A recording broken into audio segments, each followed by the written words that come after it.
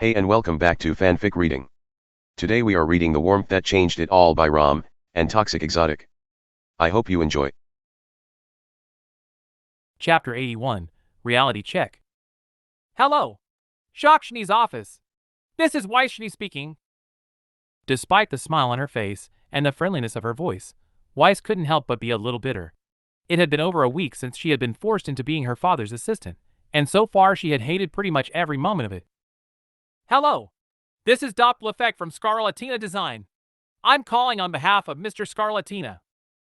Oh yes. I've been expecting your call. For over an hour, Weiss grumbled in her head. How can I be of help? Mr. Scarlatina was hoping to arrange a meeting with your father to discuss an urgent matter. Would you be able to pencil us in for 2 o'clock tomorrow? One moment.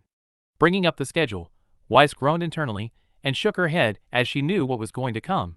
I'm afraid his schedule is full for the next week. I can find space for him to call you instead if you would like. Mr. Scarlatina would much prefer to discuss this in person. The earliest we would be able to do is next Friday at 11 a.m., she offered. Once again, Weiss sighed as the woman rejected the offer and countered with her own. It wasn't that she blamed the woman for doing her job. She was simply tired of doing it herself. It felt unproductive compared to what she could be doing, and every single phone call to arrange a dinner was slowly chipping away at her soul. But she knew she couldn't let on to that. Saturday at 3 p.m.? Weiss repeated, quickly checking the schedule to see it was an open spot. That works perfectly. Brilliant. Please tell your father that Mr. Scarlatina looks forward to seeing him. I will. Weiss lied. Have a nice day. You too. Hanging up the phone, Weiss finally let out the long groan she had been holding in and let her head fall into her arms. Peering sideways to the clock in the corner of her computer, she saw that there was still another 40 minutes until her lunch break and quickly shut her eyes. Opening them again in hopes that reality might have changed, she was sad to see that the clock remained the same. To her surprise, however, as she was looking at the clock, she saw her scroll light up with an email notification. Despite figuring it was most likely spam, as most had been for the past 2 weeks, Weiss tiredly lifted her head and logged into her email address to make sure it wasn't important. Thankfully she did, as the second she saw who it was from her eyes shot open and her heart immediately picked up its pace, which only quickened after reading the subject line. Regarding your offer. After so long, Auburn had finally made his decision, and without wasting a second, Weiss opened it to find a short message inside. Dear Weiss, my apologies for taking so long with my reply. I'm sure that you understand my hesitancy given both our pasts and what happened the last time I attempted such a project. However, after much reflection and thought, I have finally come to a decision. You are right. Time is running short, and soon my patent will end up in the hands of the highest bidder. Someone who will do with it what I have spent my life trying to prevent. I cannot allow this to happen. So despite my fear and trepidation, I would like to accept your offer to work on this project my own way. I do, however, have some concerns, especially regarding recent news, that need discussing, so I shall be traveling to Vale in 2 weeks. In the meantime, feel free to have your lawyers contact mine, and we can begin negotiations. Sincerely yours, Auburn Fletch. Even after reading it through 5 times, Weiss couldn't believe her eyes. It had been nearly 3 weeks since her meeting with Fletch, and with no word from him, she had believed her pitch to have failed. However, the message before her not only confirmed she had not failed, but it also happened to be one of the most respectful messages that Fletch had ever sent her. That politeness in and of itself was a courtesy she knew most people were not given. After a 6th read through, however, she soon found her shock began to fade, and quickly be replaced by excitement. This was what she needed. Finally, after years of being under Jacques' thumb, years of being beholden to him in hopes to inherit the company and change the world, she finally had a chance at her own company. Her own chance to prove herself and make an impact.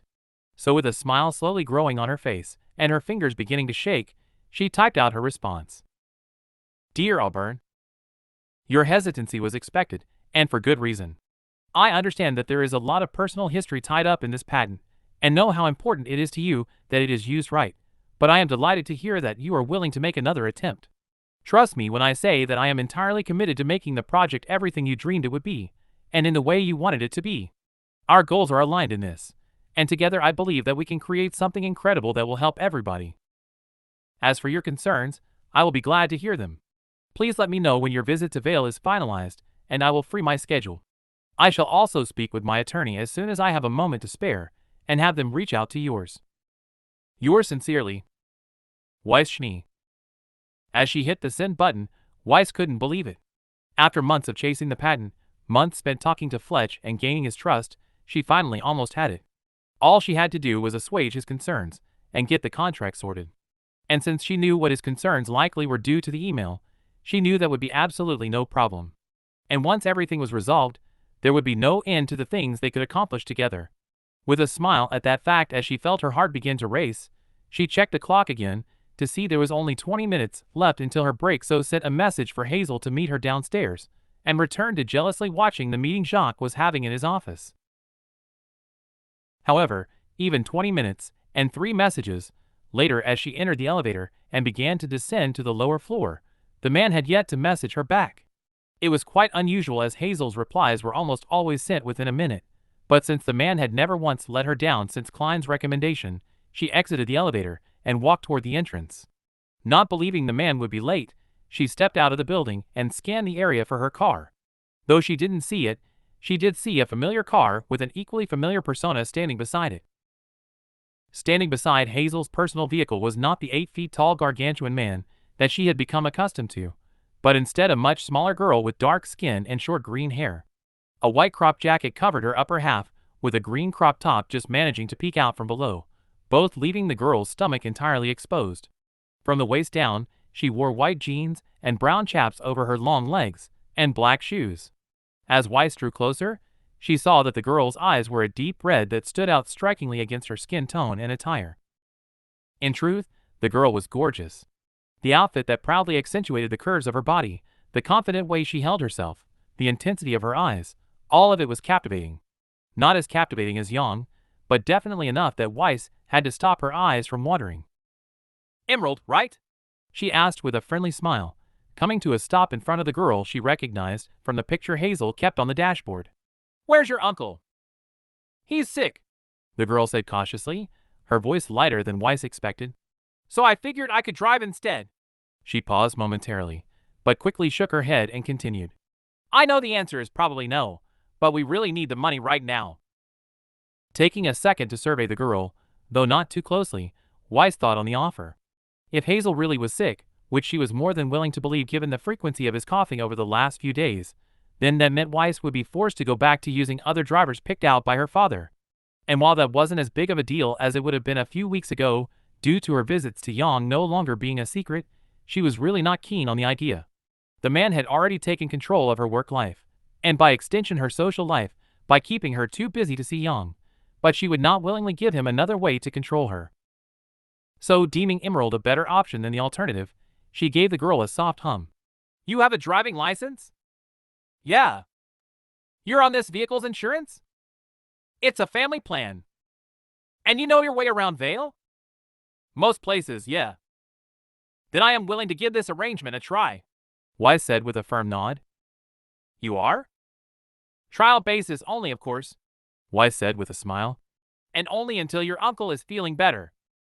"Of course," the girl said with a sigh of relief, her face breaking into a happy smile that only made her even more beautiful.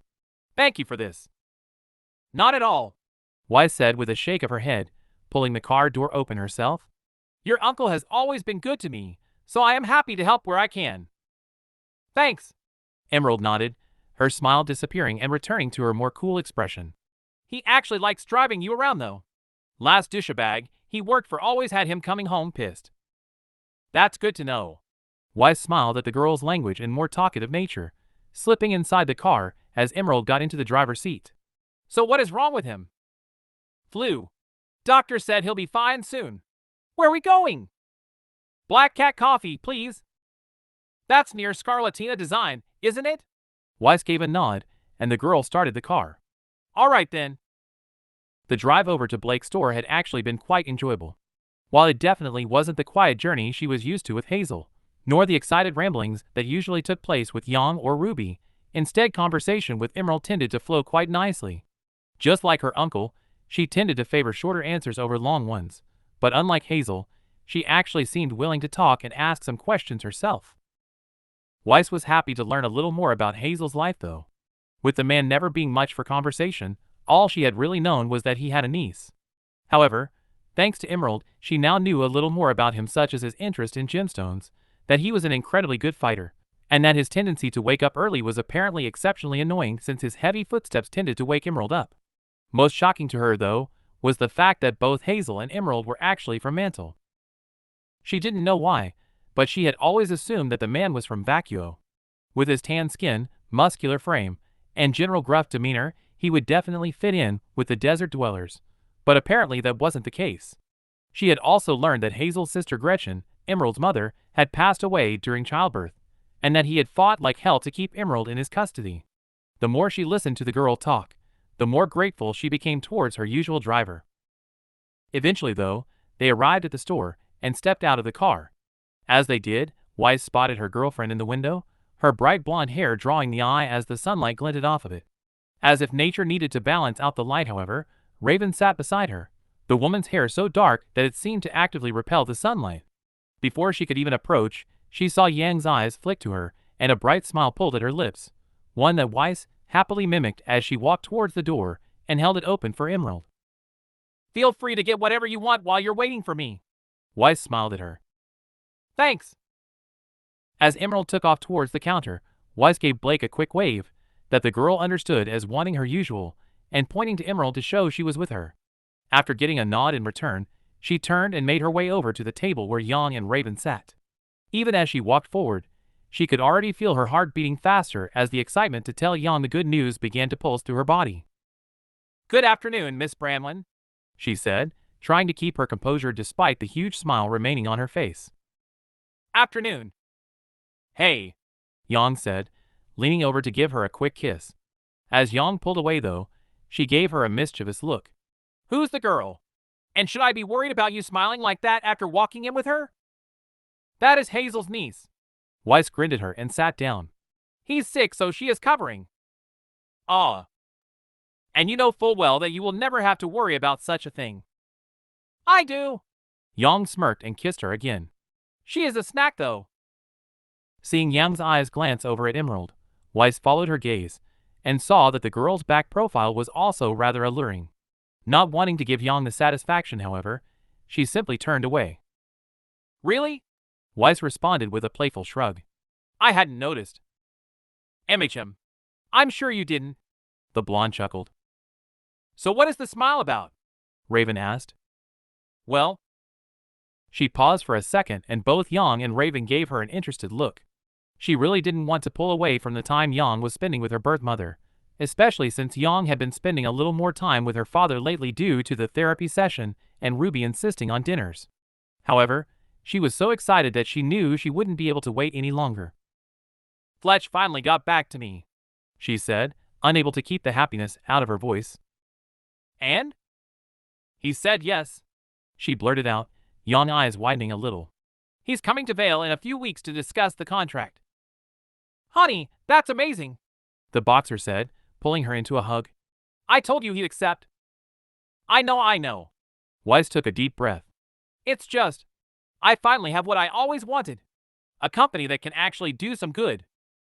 "Congratulations," Raven offered kindly. "So what exactly is this company?" "Nothing," Weiss replied, pulling away from her girlfriend and looking at the older woman, the smile still plastered on her face. "Not at the minute anyway. But once the contract is signed, it will be a startup that focuses on making cleaner and cheaper travel." "A nice goal," the woman acknowledged and drank the last of her tea. "But I hope you stay away from our bikes." Yang gave a playful gasp and turned to her. "You wouldn't?" "Don't worry," Weiss chuckled and tapped her girlfriend's hand. "I won't be going anywhere near your bikes. Once was enough for me, thank you very much." Weiss was only half serious. While the bike ride had not been anywhere near as bad as she'd expected, it had definitely not been the calmest experience of her life. As such, she was quite content with using her car to get around unless there was no other choice available. "Some people are just born to live in a box," Raven remarked playfully and turned to Yang. "Speaking of bikes though, I should get back to mine and leave you two to enjoy your lunch. This was fun though." "It was," Yang said with a smile, standing up to give the woman a quick hug. Just think about what I said. I'll give it some thought, I promise, the woman said in a reluctant voice, though she returned the hug with a smile. Good. The blonde nodded. Have fun at work. Very funny. I try my best. With an amused chuckle and a shake of her head, Raven pulled away. It was nice seeing you again, Weiss. You too, Miss Branwyn. With a soft look at her daughter that lightened the black-haired woman's features by a considerable amount, Raven gave them both a small wave and left the store. As a loud roar rattled the table, Yang held out her hand, and Weiss happily accepted it. Pulling to her feet, she let herself be guided over to the free couch near the bookshelves and dropped into it, immediately cuddling into her girlfriend. So what's going on with Raven? She asked, curious what Yang was asking the woman to think about. Just Raven being Raven. Yang breathed and wrapped her arm around Weiss' shoulder. My grandparents, Summer's parents, have been trying to reach out to her all week, but she keeps ignoring them. Oh, she hummed awkwardly. Why do they want to talk to her? Dunno. I think they just want to make sure she's okay. Dad said they were pretty pissed at him and Summer for a while about what they did to her. So why is she avoiding them? I don't know. Yang grunted and shifted to a more comfortable position with her back against the arm, and Weiss sat between her legs. Like I said, Raven being Raven. Enough about that though. You gotta be pretty excited about Fletch, huh?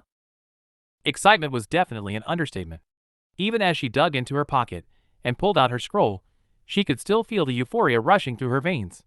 With a proud smile, she pulled up the email and handed it to Yang. Absolutely. She grinned and leaned back into her girlfriend. Once this contract is sorted, I will finally have my own business. And if this project is successful, think of all the other things we could do with it. It won't just be planes, but cars, trains, maybe even houses. Really aiming high, huh? Yang chuckled. I told you this patent was revolutionary. It could change how we approach renewable energy entirely. MHM. The Sundrop hummed, her face falling a little. All you gotta do is sort out some of these recent concerns. Which I'm guessing means me. Turning around slightly, Weiss looked her girlfriend in the eye. In her happiness, she had forgotten that part was in there, and though she wanted to deny it, she had made a promise to be honest and not keep things from Yang anymore.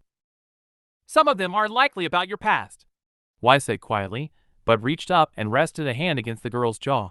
But he also has his own share of personal reasons to be concerned. All of which I can ease his mind of, okay? I know. Yang mumbled and handed the scroll back. Just this is your dream and my potash. Hey, Weiss cut her off softly. We knew this was going to happen, and I still don't care. So put it out of your mind. Okay. Hearing the rather uncertain tone in Yang's voice, Weiss leaned up and gently pressed their lips together. Pulling away, she saw the brooding look remained, though there was something different about it. Still sad here. Rolling her eyes with a grin, Weiss leaned up again and continued the kiss, this time letting her hand slip into the girl's hair to pull her forward a little. The kiss that followed was probably the most heated one they'd shared in a while due to the goings-on of their lives. But as she felt Yang bite at her lower lip, her body began to react, and she let a soft hum reverberate through her body. Knowing that a couch in the middle of a cafe facing a window that looked out over the street was definitely not the place to do what she wanted to do though, Weiss slowly pulled away and gave her girlfriend a wild grin. I love you. Nothing is going to change that. I love you too. Yang smiled, her eyes once again free of doubt. Now go get the book I know you want to get. Loving just how much the woman knew her, Weiss pressed another kiss onto the blonde's lips and pushed herself up from the chair towards the bookshelves. However, just as she began to run her finger along their spines in search of the one she had been reading last time, a small commotion across the street caught her eye, and she turned just in time to see Ruby running toward the store. What the?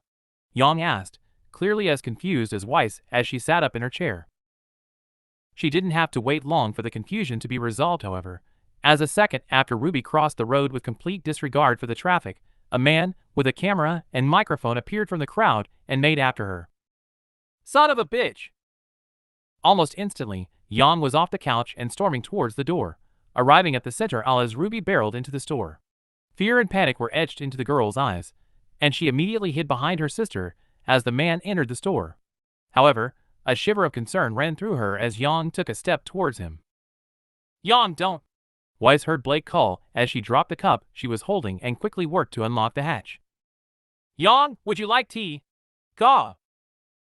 Without hesitation, Yang grabbed the reporter by the jacket and slammed him against one of the load-bearing pillars, sending his camera and microphone crashing to the floor. Letting out a gasp as every eye turned to look at them, Weiss rushed forward and tried to loosen one of the hands around the man's jacket, but it refused to budge. Yen dash. What are you doing? The woman growled into the man's face, her voice low and dangerous. Yang, stop! Weiss pleaded, but she was once again ignored. Before her was not the Yang she knew. She wasn't the kind and compassionate soul that was always trying to make people laugh. The girl who was gentler than anyone she had known despite her appearance. No, the girl holding the man against the wall was angry, and that anger seemed to roll off of her. Her knuckles were white against her skin, the muscles in her arms twisted with their true strength, and her normally peaceful lilac eyes had darkened so much that they almost looked red. No, this way the Yang tried so hard to hide. The Yang she had heard about, but had only seen a glimpse of during their argument in Argus. Unlike that glimpse, however, this time Weiss really did feel a slight hint of concern at what the girl could do. At what she kept buried. Jay just had few questions. The man stuttered, his eyes also sharing Weiss' concern. So you chased her? Yang shouted, shaking the man roughly. Remembering an earlier conversation where Yang had revealed why Ruby hated being chased, Weiss immediately understood why the woman was so angry. However, even though Weiss was certainly not happy with the man herself, that didn't change the fact that Yang needed to calm down. Do you think you see Dash? Yang! Though she hadn't yelled at all, Blake's voice cracked through the room like a whip, and despite anger still burning in her eyes, Yang faltered. Looking up, Weiss saw the fauna striding over, her amber eyes unflinching as she approached her best friend and laid a hand on her shoulder. You're scaring Ruby. Sure enough, as they all glanced over to the redhead, they saw that the girl was trying to make herself appear as small as possible as she pressed into a corner. Her arms were crossed, and an extremely uncomfortable look was on her face as it remained fixed on the ground. In her hand was her scroll, its screen unlocked with a map loaded up that showed a marker that Weiss figured was likely Yang's location. Upon seeing it, the anger immediately faded from Yang's eyes, and she let the man go, quickly rushing over to pull the girl into a hug and whispering comforting words that Weiss couldn't hear. I could have her arrested for that, the man said and brushed off his jacket, his confidence clearly returning now that Yang was gone. Shut up, Blake spat at him. While she definitely wasn't as physical as Yang, there was no mistaking the venom in her voice. Ruby is a minor. You shouldn't even be asking her questions without parental supervision. She's 16. Freedom of the press says I can, love. Not when they have a mental disability. That clearly took the man by surprise, and his brow raised with realization. Though he was right that 16 was the lower age range of when people in Vale began to be subject to adult law instead of child laws, that was not the case for children with disabilities. For people with disabilities, especially mental disabilities, that age range started at 18 instead. That included the freedom of the press laws that prohibited reporters from interviewing children without either a parent present or their express permission, something the vulturous man was clearly remembering. I didn't know. Well, now you do. Weiss glared at him. So if you print a single word of what happened here today, I promise you that my lawyers will be filing a reckless endangerment and harassment of a minor lawsuit against both you and whatever company you work for. For a second the man's eyes flickered between them both, but the reality of the situation finally settled in and caused him to let out an accepting sigh. Fine, he muttered bitterly. Good. Blake growled and bent down to pick up his camera and microphone, thrusting them into his arms. Now get the fuck out of my shop. Scowling at them both, he squeezed past them and mumbled something that Weiss didn't quite hear. It wasn't hard to guess what it was though, as Blake's ears immediately flattened against her head. However, as Weiss went to call him back, she felt a hand clasp around her wrist and saw Blake shake her head. He's not worth it, she said, taking a quick glance at Yang and Ruby before turning back. First time seeing her like that? Weiss gave a small nod, not knowing what else to say. Though she knew the girl had that inside of her, and that it had likely come out during her argument with Winter, it definitely wasn't easy to actually see the woman she loved become so consumed with rage. It can be rough. Blake nodded. But never try to pull her off. Take control of the situation and remind her of the consequences. That's how Arslan always got her to calm down at least. Thanks, I'll keep that in mind, Weiss said gratefully, hoping she would never have to use that advice. Letting out a frustrated sigh, Blake ran her hand through her short hair and shook her head before turning and walking over to Ruby and Yang. My apologies, guys, she said loudly to the guests who were still watching. Just a little disagreement, but it's all sorted now. Your next drinks will be on us. As a happy murmuring ran through the crowd and everyone returned to their food, Blake placed a hand on the girl's shoulders and gave the younger girl a soft smile.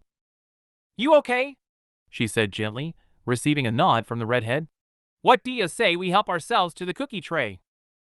Ruby gave the girl a reluctant smile in return, and after giving Yang a swift hug, the two of them walked off towards the counter. Once they were gone, Weiss made her way over to her girlfriend and saw that there was indeed some anger still in her eyes. Fucking asshole, she swore, dropping into a nearby bench. Who the fuck chases a scared teenager like that? They do, Weiss sighed sadly, sitting down opposite her. But... Weiss paused for a second, not knowing how to say what she needed to without sounding like she was telling her off. However, as Yang raised an eyebrow, she knew that was no way to do that, and continued on instead. You can't respond to them like that, she said with a shake of her head. I get you care about Ruby, I do too, but you are a public figure now. What you do reflects on me too, and reacting like that only gives validation to what the media is trying to paint you as right now. Yang didn't reply, instead her eyebrows fell into a scowl. Weiss hated that she was having to criticize the blonde for protecting her sister, but she knew if something like that happened again, then there would be trouble. With eyes everywhere, it would likely be seen and reported, and not only would that cause the media to harass Yang even more in order to make her look like a violent psychopath, but it would also cause Weiss to lose favor with business associates by being associated with her. And though that definitely wouldn't change how she felt or cause her to leave the blonde, potential business partners were something that were also important to her. Thankfully, despite Weiss' worry that the girl might not take too kindly to being scolded, Yang's scowl eventually softened and she slumped against the back of her chair. You're right, she grumbled, her eyes falling to her lap. I know I should be lost my cool, it's just seeing Ruby like that. I dunno, my instincts kicked in I guess. I understand that, Weiss said softly, standing up and walking over to sit on the woman's lap. Trust me, I do. I would do anything to protect Ruby too. I know, Yang muttered, her arms wrapping around Weiss' waist. Sorry I got angry. Yes, that wasn't exactly enjoyable to see either. Feeling Yang nuzzle into her neck, Weiss reached out and wrapped an arm around her shoulder. But I suppose I was going to see it eventually. Does it change anything? Yang asked, a little concern in her voice now. Weiss' reply was immediate and without need for thought. Nope. Good. Good. Sensing a little doubt in her voice, Weiss tapped her shoulder to get her attention. As the woman looked up and lilac eyes met hers, she let her hand slip into the girl's hair again and gently massaged her scalp with her thumb. I already knew you had a temper, remember? She said in a soothing voice. Seeing it doesn't change how much I love you. Maintaining eye contact until the last remaining shred of doubt left her girlfriend's eyes, Weiss leaned in and pressed a delicate kiss against her lips. Pulling away, she rested their foreheads together and gave her a smile. Thank you. The girl breathed with relief, though Weiss shook her head to show it wasn't needed. And I love you too. I know, Weiss replied smugly. Out of the corner of her eye, she saw Blake approaching with some food and drink, so let herself slip off Yang's hips and onto the bench beside her. Now, let's just enjoy the rest of our lunch. I have to go back to work soon, and I do want to have some fun. That I can definitely do. The woman smiled and took her hand.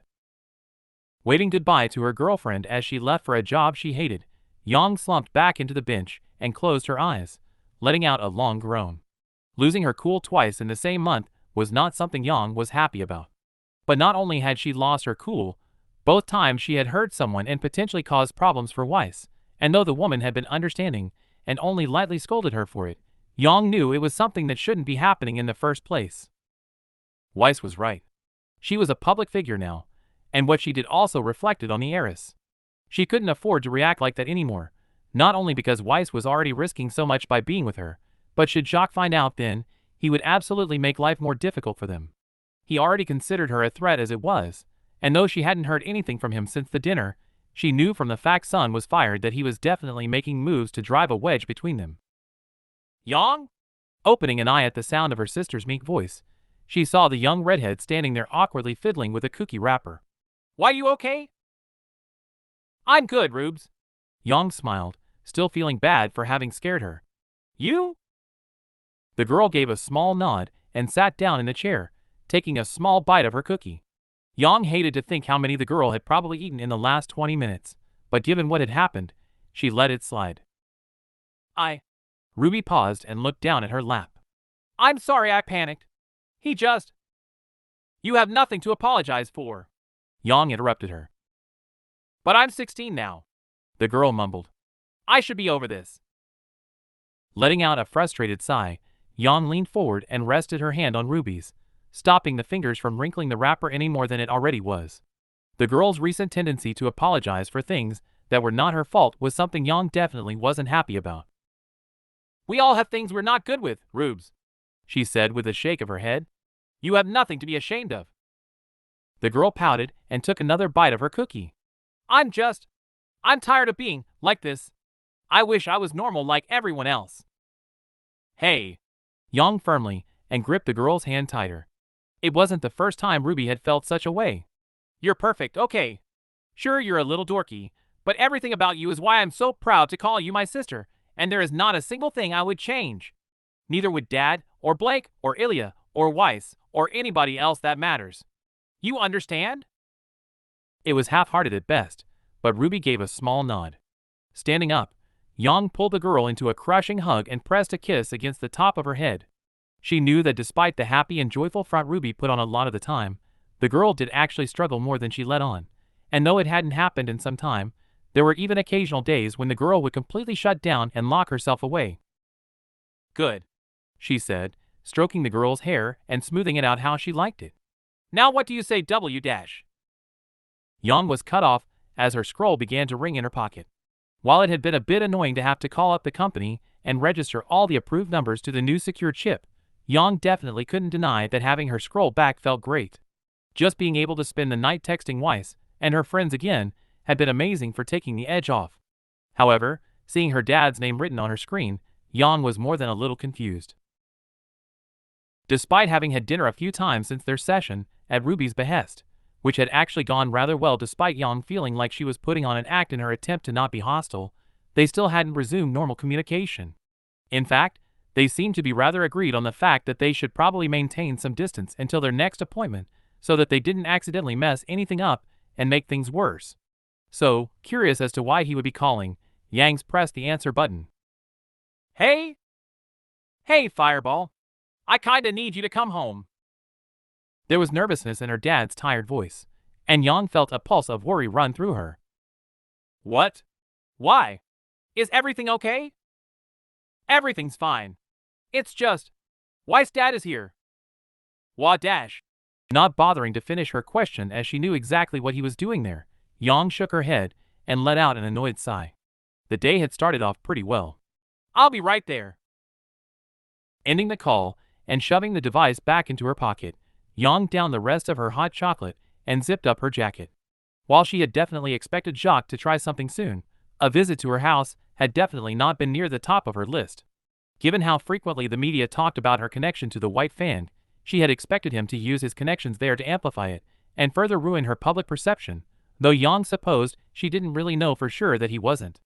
After all, their coverage really had been rather extensive. Who was that? Ruby asked curiously. Dad, she said hurriedly. I need to go and take care of something at home. I'll explain later, okay? Yang interrupted. Just meet me by the O'Malley in 2 hours, and we'll catch a film together. Oh, okay. After giving the girl a quick hug, Yang rushed towards the door and pulled it open. Ignoring a reporter that rushed forward to greet her with yet more questions, she straddled her bike and pulled a helmet onto her head, starting the engine and pulling out into the throng of traffic to make her way home. Thankfully, it didn't take too long to get there. One thing she had always loved about motorcycles is that she was never forced to wait in traffic.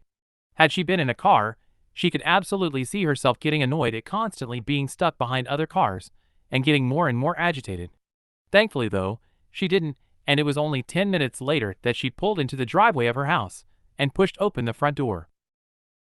Stood in the entryway looking rather uncomfortable with a coffee in his hand was her dad, his shaggy blonde hair looking more disheveled than usual. Since it was his day off, she knew he had probably just woken up. "Hey," she greeted him, earning a tired smile from him. "Where is he?" "Living room," he grumbled, suppressing a yawn. Peeking around the corner wall, she saw Jacques standing near one of the walls and inspecting the family photos. Just like every time she'd seen him, he was wearing his usual crisp white suit. Clearly he knew she was there too, as less than a second later his eyes turned away from a picture of Summer and locked onto her own. Just as they had been for most of the dinner, they were practically unreadable. "Can you give us a minute?" she sighed. "Sure." He nodded and wiped his eyes clear of sleep. "Remind me to turn the heating on when he leaves, though." Snorting slightly at the man's insult, she watched her dad return to his room and shut the door. Taking a deep breath, she stepped into the living room and crossed her arms. If the last 2 times they had met was any indication, she did not expect the conversation to be a fun one, so didn't bother to hold her contempt back when she addressed him. "What do you want?" she said tersely. If he was insulted, the man gave no indication. Instead, he simply picked up a picture of Young, Ruby, and Summer and inspected it closely. "You know, it is standard etiquette for people to offer their guests a drink when they enter their household." "Sorry," she said facetiously.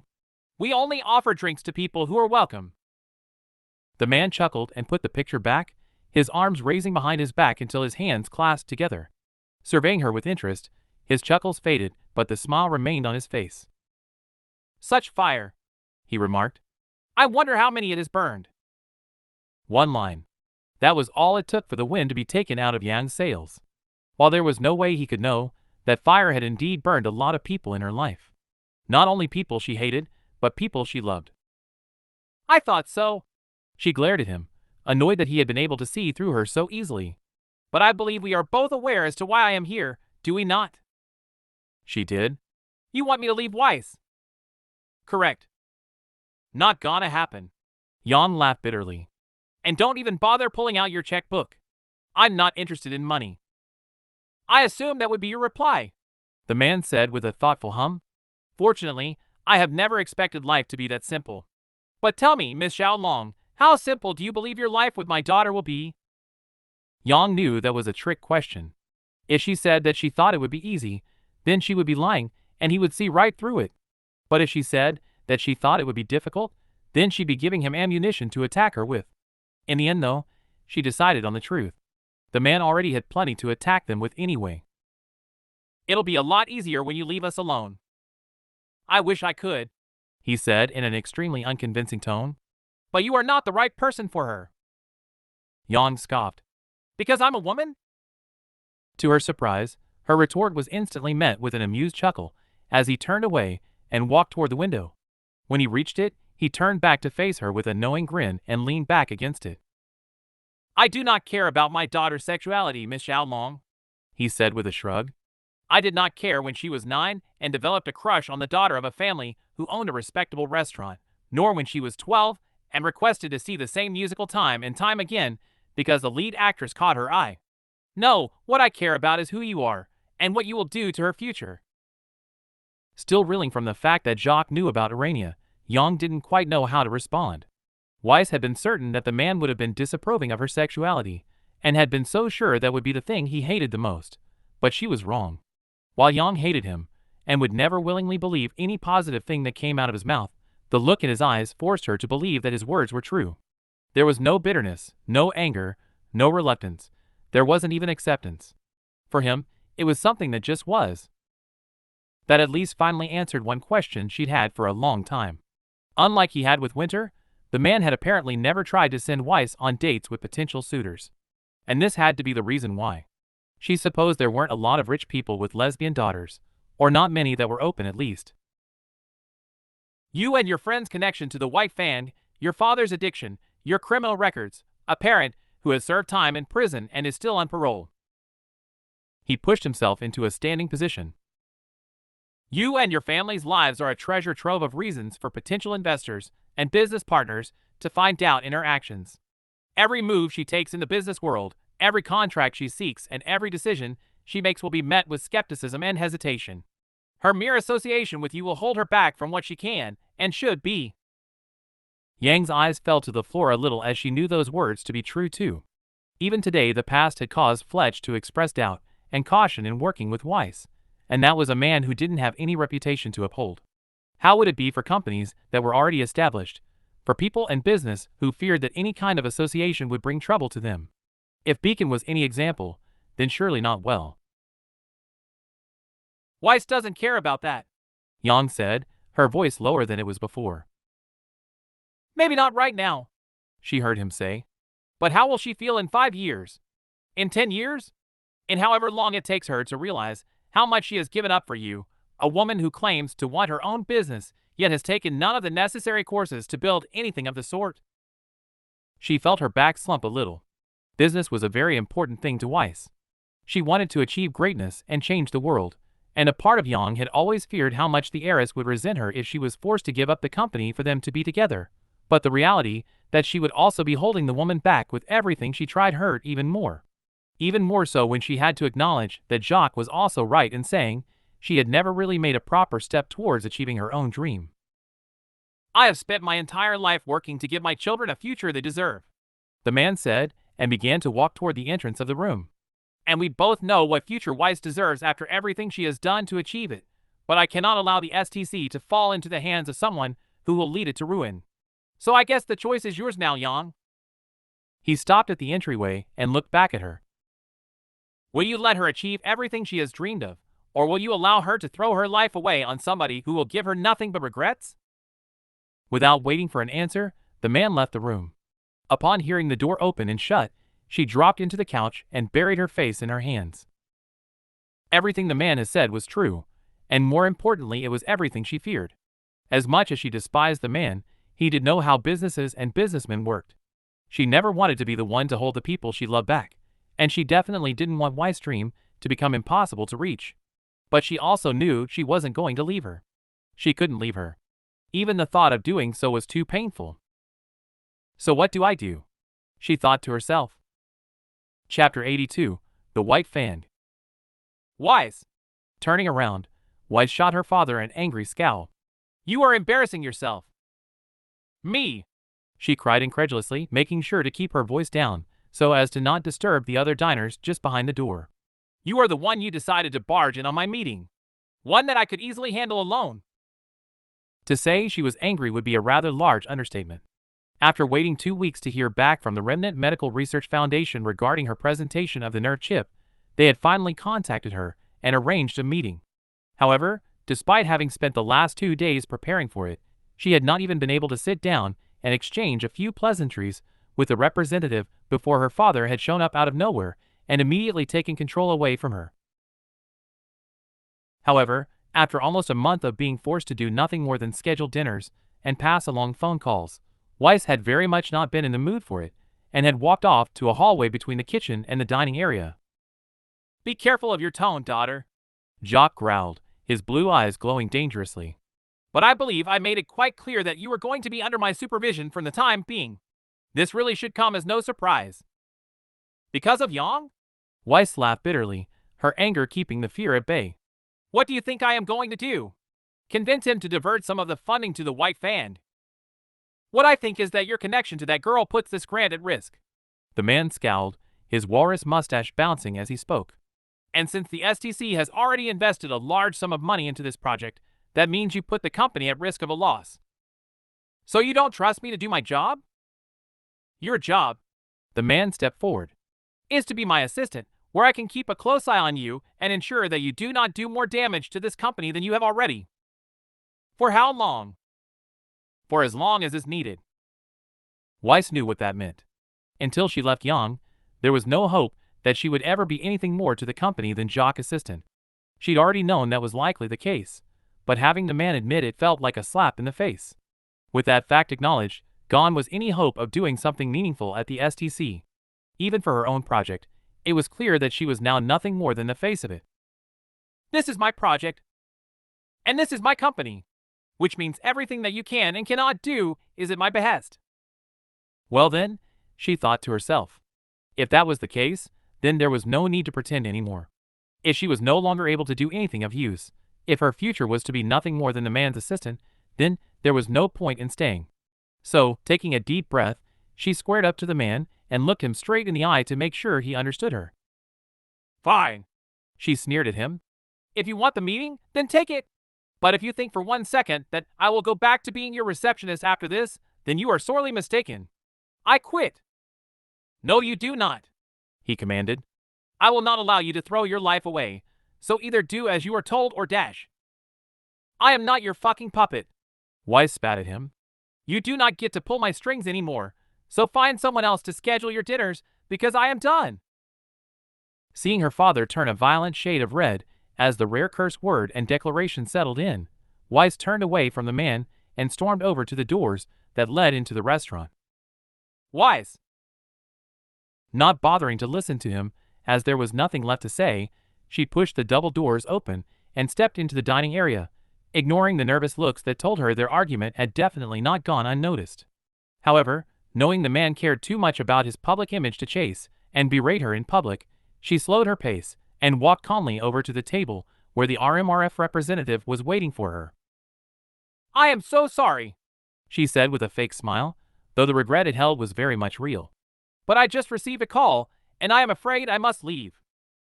Oh, the man said, clearly a little put out as he glanced over at Jacques. Well, we can reschedule if you'd like. That hardly seems necessary.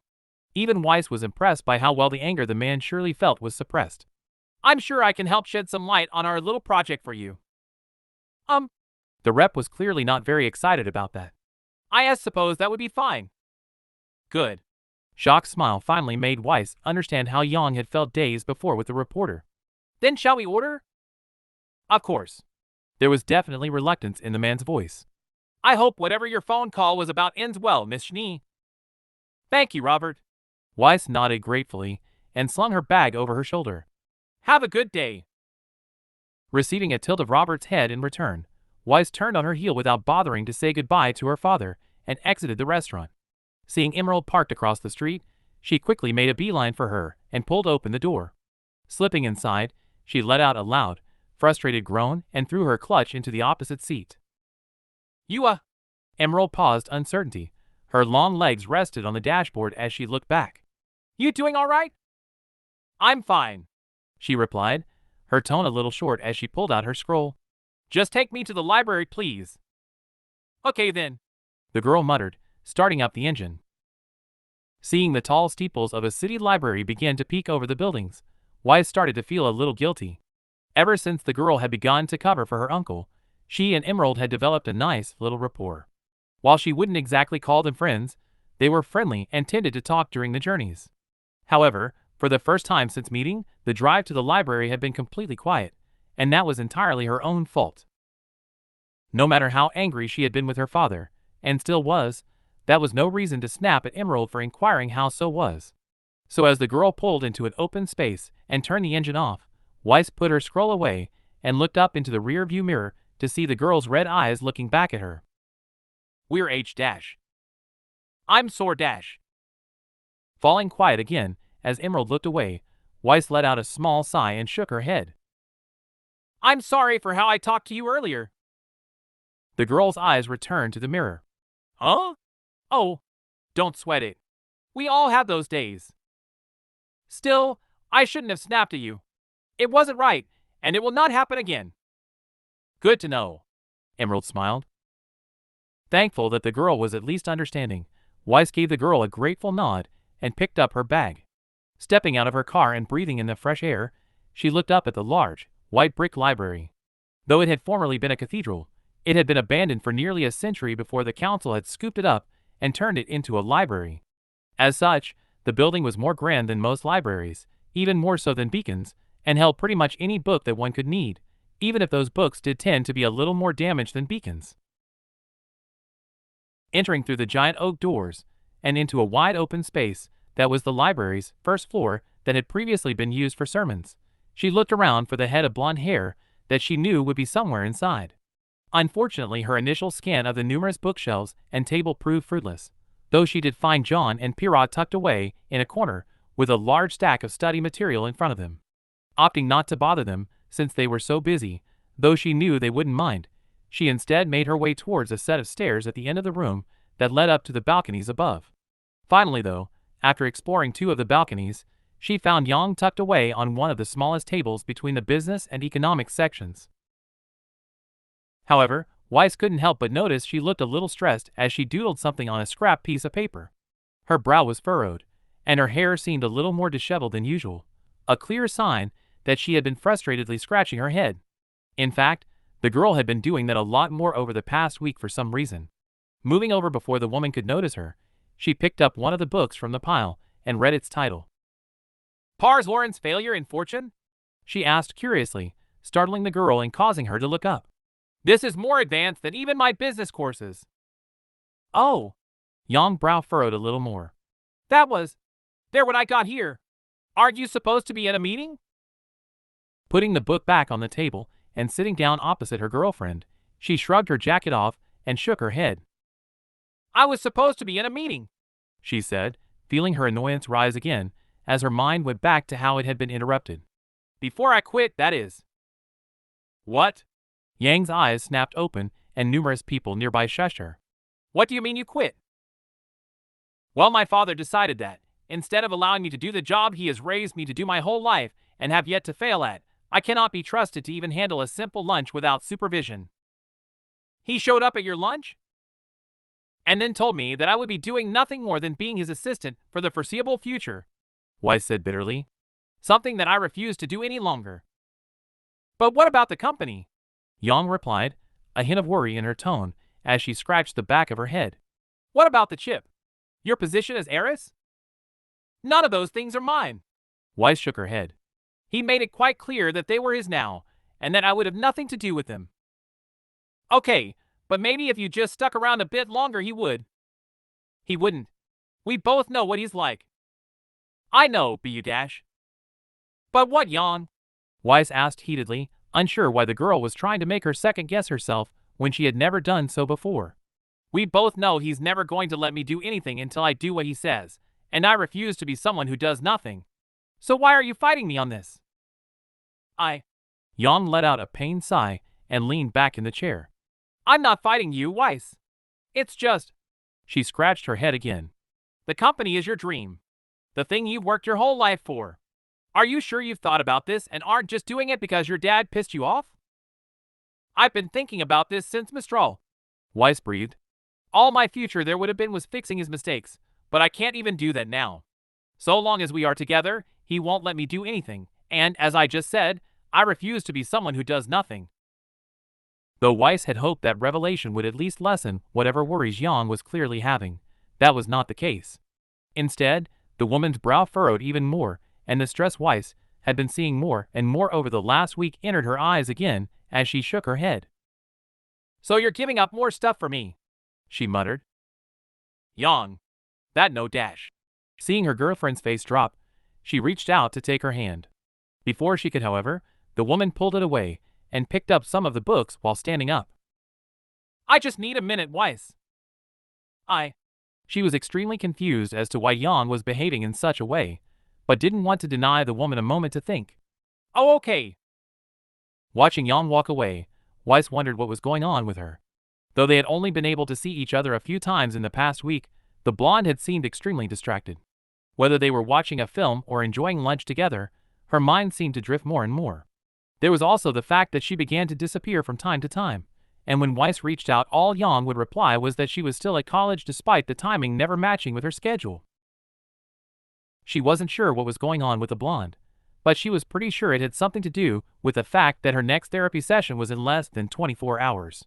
While the last session apparently went well, she knew Yang's reservations about therapy were still there, and the prospect of a full appointment might be scaring her, but she didn't know for sure.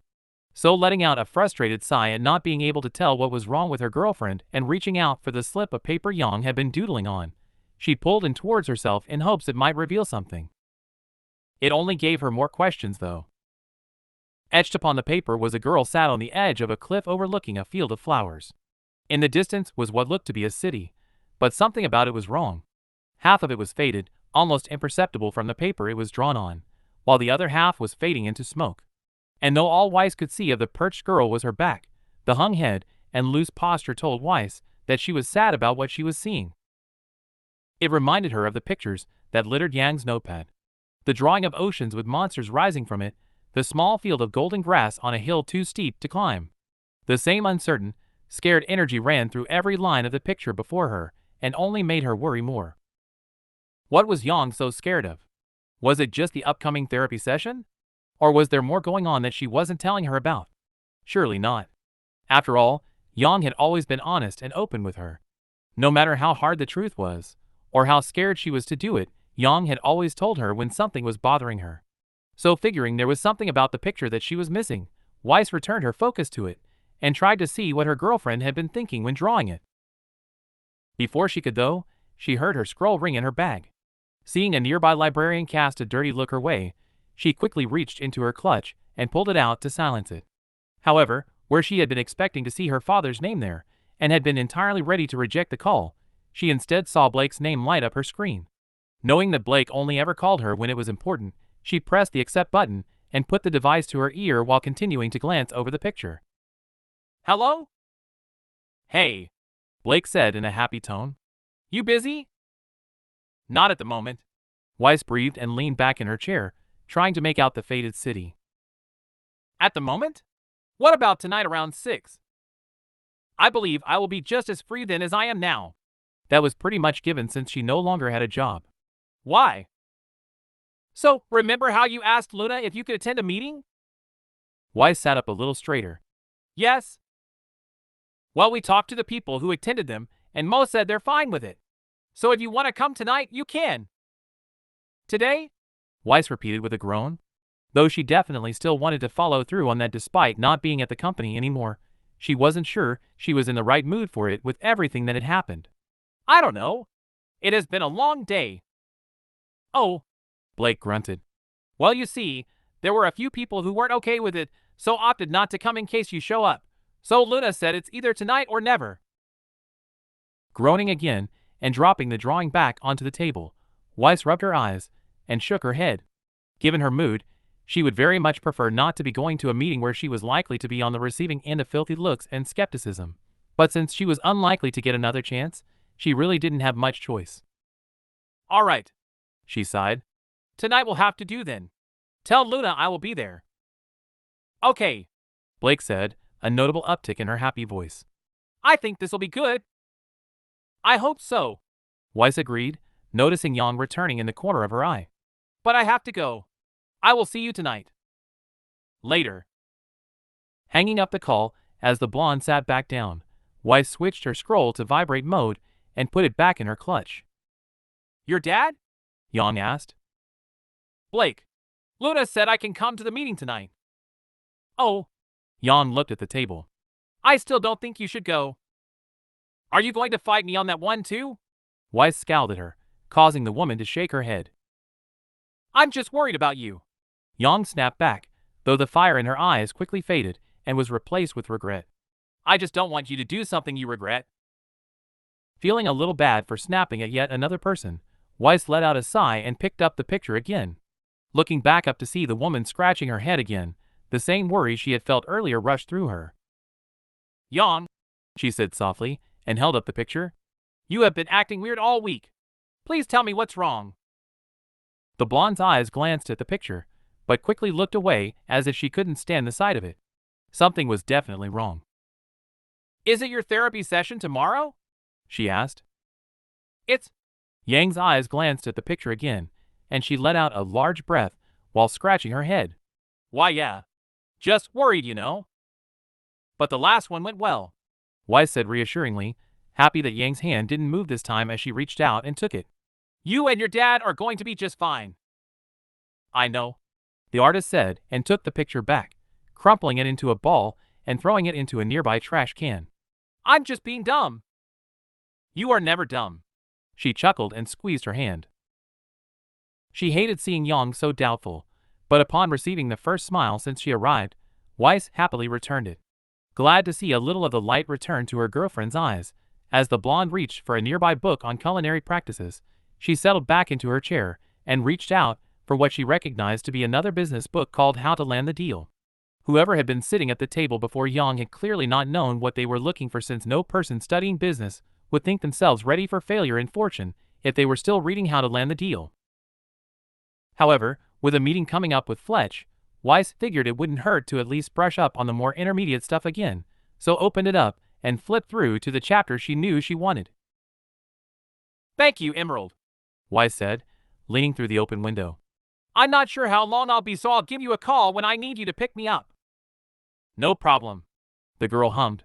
"I've got plenty to keep me occupied." The girl reached over and struck the storage compartment, causing it to pop open. Grabbing a green handheld gaming console from inside, she held it up and with a smile. "Dude keeps breaking my illusion spell," she shrugged. "Be nice to have some time to figure it out without Hazel telling me to study." "He's not wrong," Weiss chuckled, Emerald waving her away jokingly. "But have fun." Moving away from the window and allowing the girl to close it, Weiss turned away from the car and looked around the area. It was definitely not the kind of area she would usually be found in. The entire area looked rather run down. More than a few of the buildings were boarded up, and those that weren't were covered in graffiti. The only building that seemed to be in relatively good condition was the one in front of her, which looked to be a rather small community center with light blazing through its open doors. Sat on the steps were 3 teenagers, each of them fondest going by the fact that they all had a trait. Knowing she looked incredibly out of place, Weiss wrapped her shawl around her a little tighter and began to move towards the door. Unfortunately, as she did, one of the teenagers, a girl with a dark green mohawk and scales, stood up and gave her a nasty look. Already being on edge, Weiss felt a small bit of fear pulse through her and clutched her purse tighter. "Bit out of place, I'm child love," she said with a mean grin. "I dash." "Fuck off, Talk," Weiss heard from the doorway. Looking up, she saw Ilya emerge from inside and give the girl, Talk, a tired look. Never before had she been more grateful to see the girl. "Luna already told you not to come back here after the shit you pulled last time," the girl scoffed. "Don't want to come in anyway. Come on, Trypha, let's go somewhere that ain't stinking of silver." Watching the girl pick up a bag from the floor and stalk away with her friends, Weiss let out a long breath and released the death grip on her clutch. "Ignore her," Ilya said, her trait quickly turning from red to purple. "All bark, but no bite." Weiss highly doubted that. The look in the girl's eyes, the maliciousness of her voice, both had reminded her of the man who had given her a permanent reminder of his hatred. Not wanting to start the day off appearing judgmental, however, she let it go and forced her face into a smile. "We're glad you decided to come." "Really?" Weiss asked skeptically, and walked up the steps and through the door in a small reception. "MHM." Weiss couldn't help but notice that Ilya seemed in a much brighter mood than usual. "Quite a few of the people here today are ex-STC employees who are hoping this will help change things." "Oh," Weiss muttered. "Well, that is a hope I share." It wasn't technically a lie. Though it looked rather clear that whatever she learned would no longer be applied to the STC, she was intent on using the knowledge for her own company with Fletch. "I know." Ilya smiled and led her over to a door on the far side of the room. "Have you ever been to a group session before?" Weiss shook her head. "No, but I'm guessing the rules are standard for therapy. No talking over each other and no devaluing people's opinions?" "Pretty much." Ilya nodded, resting a hand on the handle. "And just remember to relax. This is a safe space for people to talk about their problems. If you want to speak up too, then we'll listen." "I will keep that in mind." "All right." Smiling and pushed the door open, the fauness stood aside and allowed room for her to enter first. Weiss had to admit she was nervous. Despite knowing that none of them would be like the one that had attacked her tower, the fact that just beyond that door was multiple White Fang members was more than a little scary. She knew she shouldn't feel that way, and that it was merely the remnants of her fears created by the incident, but it was still there. Still strong enough that she had to force herself to take a shaky breath before stepping through the doorway. Within seconds of stepping into the room, the eyes of every person inside, 9 to her count, turned to look at her. The quiet buzz of conversation died down and left nothing but an eerie silence that sent a chill down Weiss' spine. Looking around the room itself, she was that despite its size, it was rather empty. Save for a disheveled pool table and a small television, there really was not much inside that one would usually find in a community center. Hello, she said, finding her nerves return a little at the familiarity of having people stare at her expectantly. Thank you for having me. I always stop staring, Mana, one of the women said, shaking her head and hitting a large boy with dark hair and ram horns that stood next to her. She's just a girl. Sorry, he said in a regretful tone. No. Weiss shook her head and held out a hand in appeasement. It is fine. I suppose this is quite awkward for all of us. I know that my father's company has caused a lot of pain, but I hope that me being here today can help shed some light on how to avoid such a thing in the future. We've definitely got some stories for you, said a man off to the side, his gruff tone matching his wild bushy beard. That will be told shortly, said a familiar growl.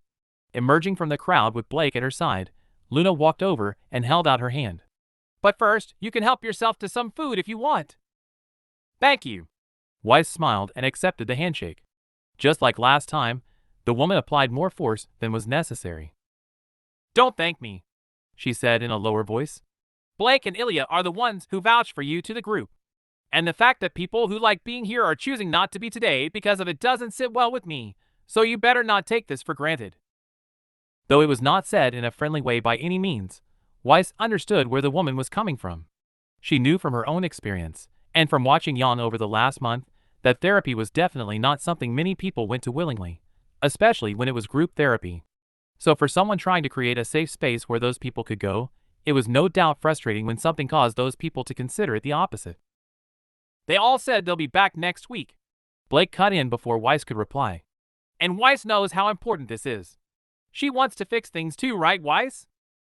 Absolutely, Weiss replied with a smile and a nod. The woman didn't say anything, instead merely gave her a stern look before walking off back to the group. She really doesn't like me, does she? Don't take it personally, Blake replied. I can count the amount of people she actually likes on one hand. And me and Ilya take up 2 of those spots. She also misses her brother, Ilya added and shut the door. She hates what he did, but they were really close growing up, and seeing you kinda reminds her of what he became. Well, Weiss exhaled. Hopefully today can be the first step towards making sure that nobody else ends up like him. That's the goal. Blake chuckled and motioned for her to follow. Come on. I'll make you coffee. The first time it happened, I thought it was just another stupid prank. You know, prank the janitor. Die in the water bucket, purposely messy desks, the same stuff that's happened at every job. They always meant I had more work to do, but it never really bothered me, so I just kept my head down and kept working. But after about a month, there was an office on the 5th floor, the logistics department. I don't know if it was because I never told them to stop, but every now and again, I'd find mouse traps hidden among paper or bits of cheese left on desks. I never knew when it would happen, as they were never in the same place, so I had no idea who was doing it, but I knew why they were doing it. Weiss could hear the pain and frustration in Field's voice as she watched his nose and whiskers twitch. But I ignored it. I kept on working, kept on doing my job. My wife had just had a baby, and I was there to provide for my family, you know, so I wasn't going to let them push me out of the first job I got that actually paid well. But one day someone put a rat trap under the paper instead of a mouse trap. I don't know if they thought it was the same thing or if they knew they were stronger, but I ended up in hospital with 2 broken fingers. And with no insurance, we really couldn't afford the extra hospital fees. After that, I talked to a buddy of mine, and he agreed to swap shifts and times with me. It was tough swapping from night to mornings. I'd never exactly been the best with social interaction, so I always preferred night shifts, but I didn't want to risk anything like that happening again. And things were good for a while. I even made a friend there. But then things started to happen there too.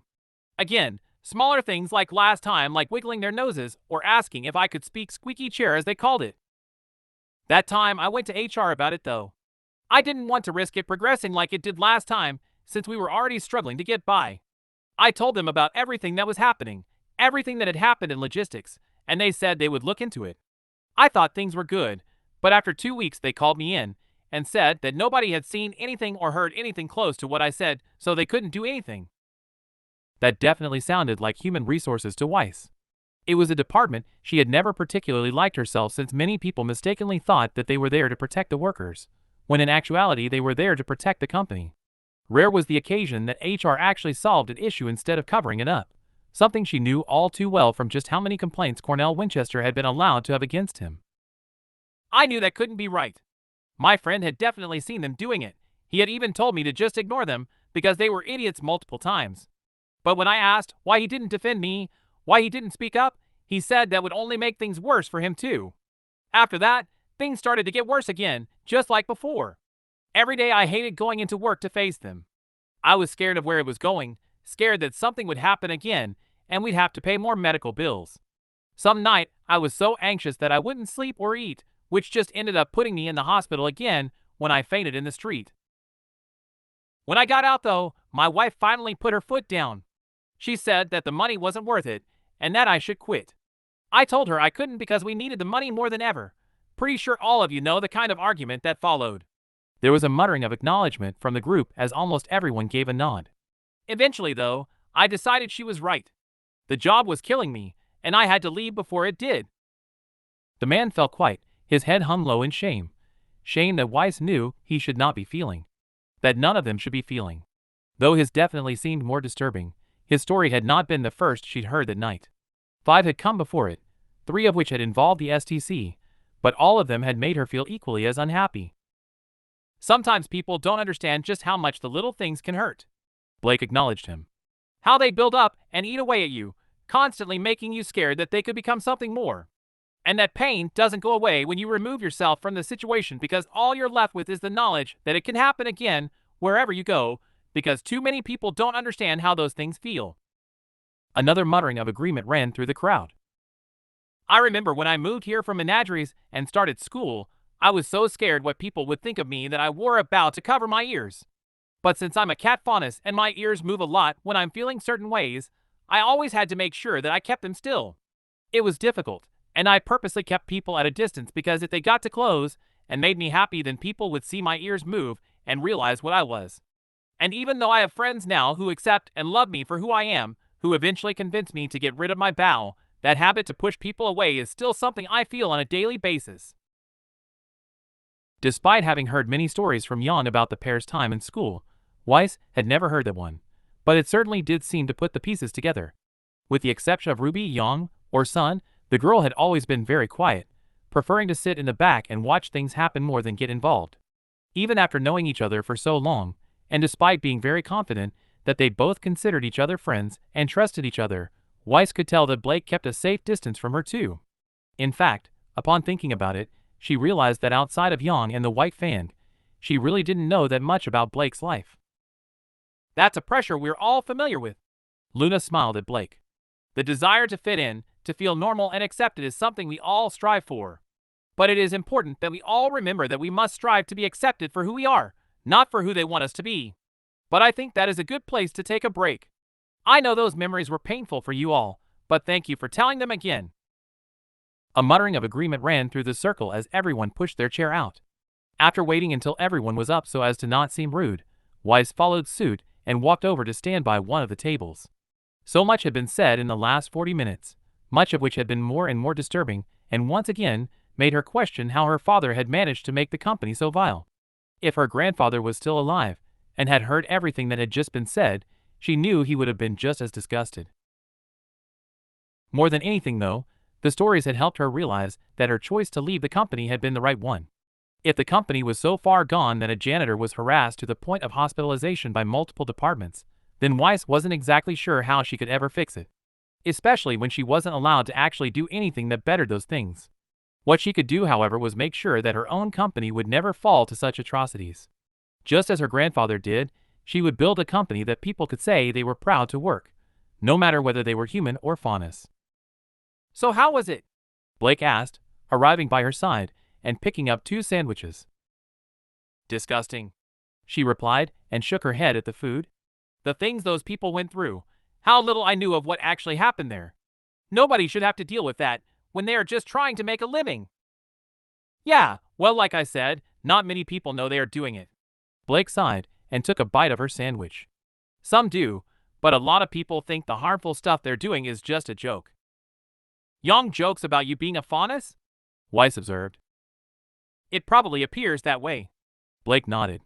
Though I guess it would be more fair to say that she makes jokes about who I am as a person. Weiss raised an eyebrow in confusion.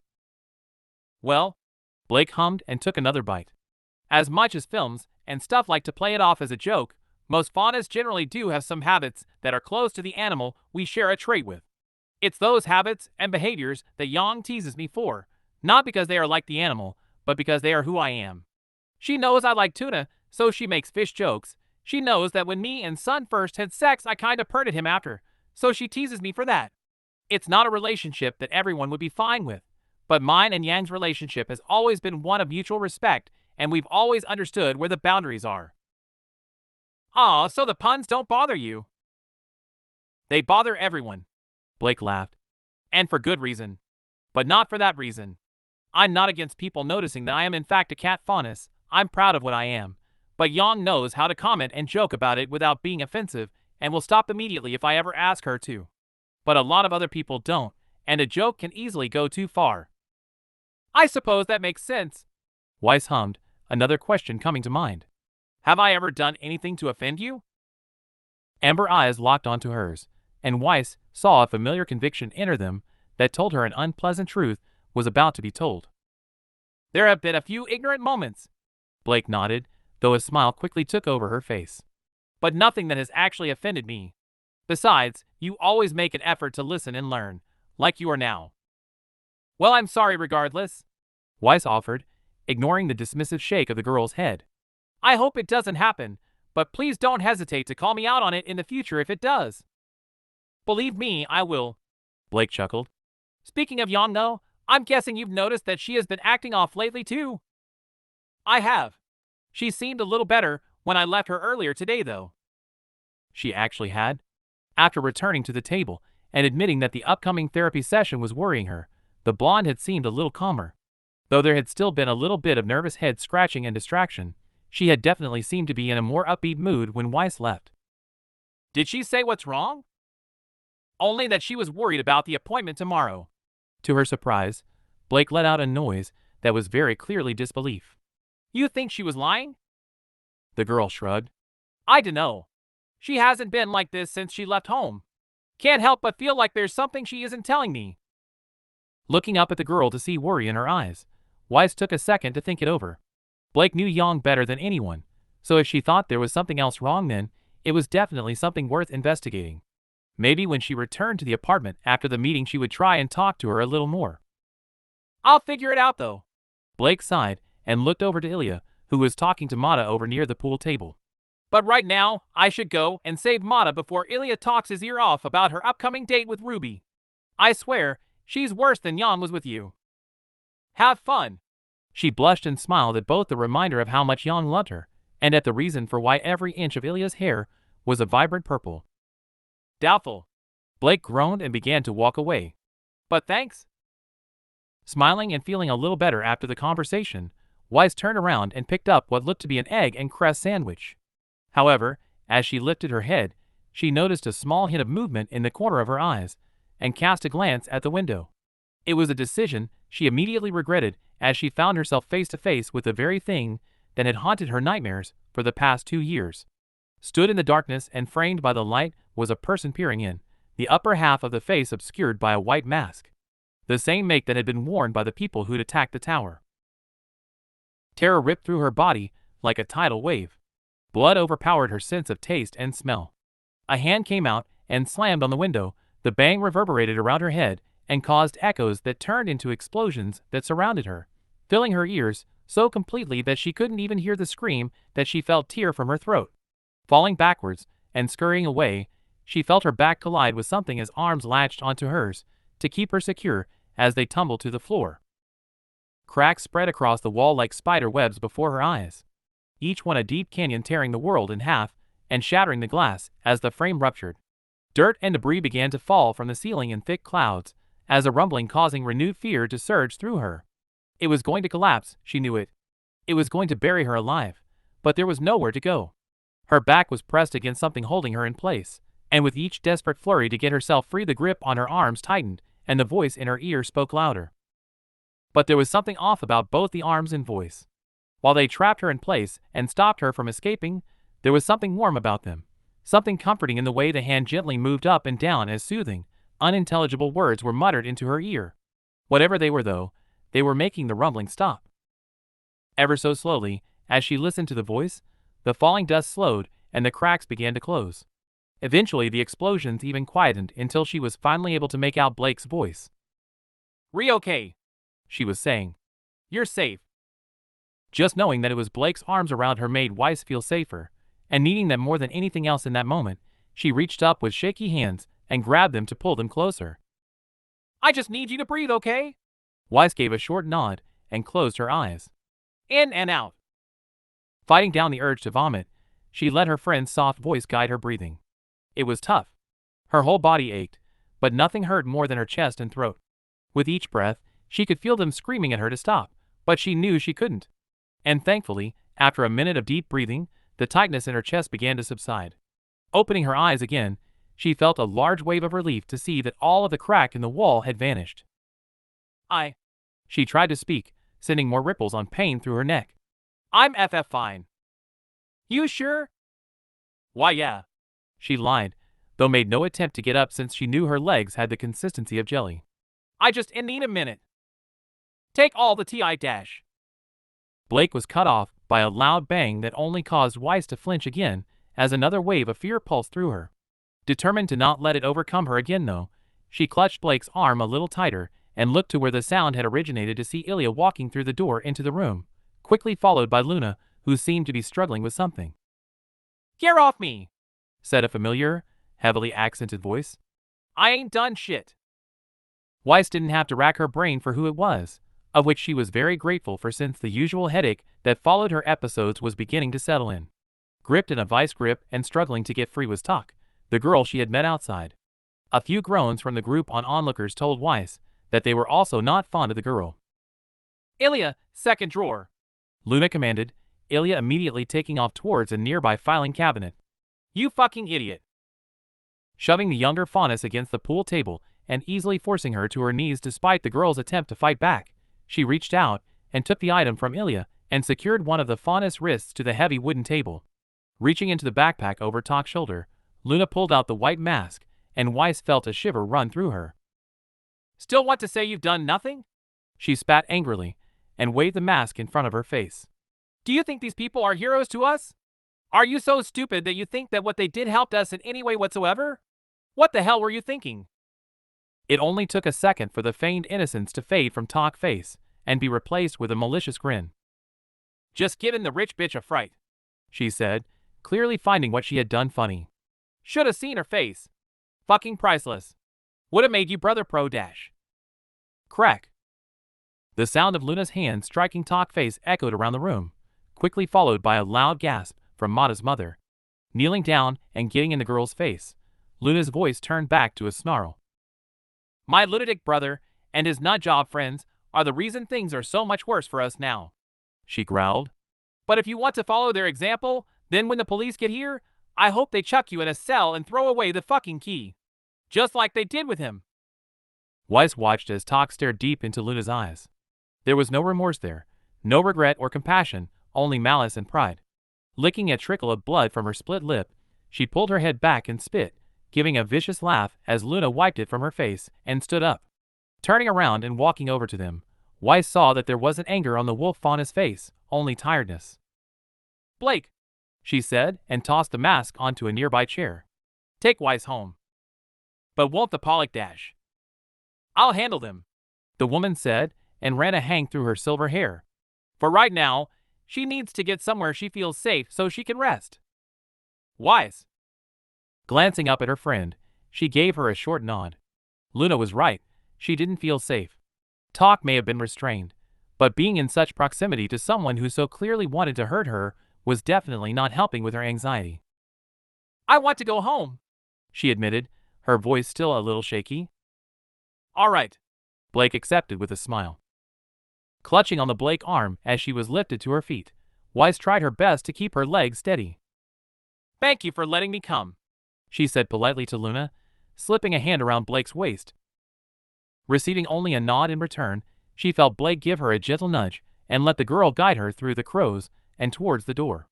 It took less than a step to be thankful for her friend's support though, as her legs immediately threatened to give out, causing her to clutch the girl tighter.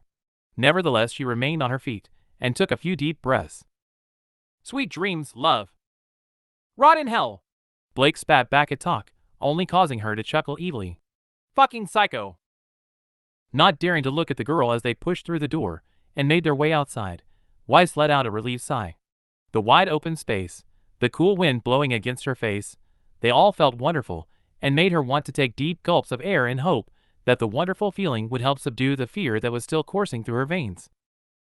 I'm sorry about her, the raven-haired girl said with a shake of her head. She's been an issue for a while now, but we didn't think she'd do something like this.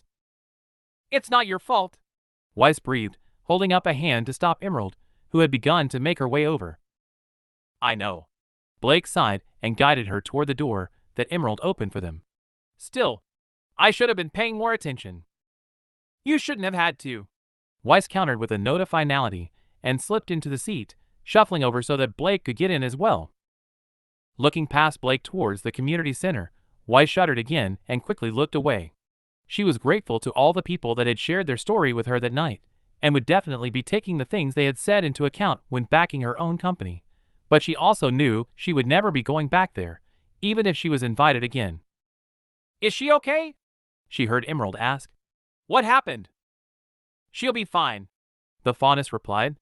Despite her friendly tone, there was enough meaning behind it that Emerald got the hint to not ask anything more. Just take us back to Compass Tower, please. You got it, the green-haired girl said, and shut the door behind Blake. Happy that Blake had understood what she meant by home, Weiss moved in a little closer as the girl wrapped an arm around her shoulder. It felt a little odd to be seeking comfort in a girl who most of the time greeted her with a nod of the head, but it was definitely nice. And absolutely what she needed at that moment. And that's all for today. Thanks for coming by and hanging out. I hope to see you next time.